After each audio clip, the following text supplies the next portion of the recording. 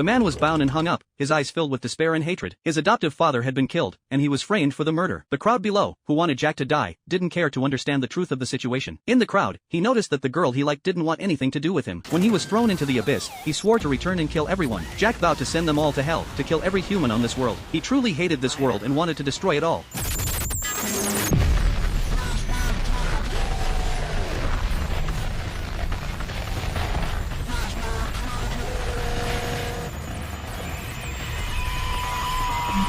The world was separated by a tall wall. On one side, there was beauty and comfort, and everyone was enjoying life. This side was called the Heavenly Realm. On the other side was a filthy slum, a place once used by the Heavenly Realm to imprison criminals. The people born here were called clan people. They had to work tirelessly to cleanse the sins they were born with. If they committed another crime, they would be executed and thrown into a dark abyss. No one knew what lay beneath that abyss. The Heavenly Realm disposed of all filth and filthiness in this abyss. Jack's father, being a murderer, was one of the people thrown into the abyss. Because of this, Jack had been bullied since childhood. Every time someone mentioned Jack's father, his eyes would fill with murderous intent. Jack's biological parents never gave him anything, and in his memories, his hands were always stained with blackness, constantly causing him intense pain. This pain almost drove Jack insane, and worse, there were always strange glances and disgusting words from those around him. Then, his adoptive father, Mike, appeared, giving Jack the courage to live on. Mike gave Jack a pair of gloves old and worn out, but they helped suppress the pain in Jack's hands. Mike raised Jack, and to support the family, Jack would often sneak to the other side of the wall to pick up garbage. The Heavenly Realm was very strict about garbage management, and if they caught a violator, the consequences were severe. Jack almost got caught once because he seemed to have some special abilities. He dodged bullets with extreme speed. This time, Jack not only collected some useful tools but also found a doll. He wanted to give it to the girl he secretly liked as a gift, but she was called away by her mother. Though the gift failed, Mike encouraged Jack, saying that if he liked someone, he should be more proactive. Mike told Jack to take the doll and confess his feelings the next day, or else he wouldn't give him food. Under Mike's persuasion, Jack invited Mary out. During their conversation, Jack discovered that Mary liked him too. Jack successfully gave the doll to Mary, and she was very happy, vowing to cherish it.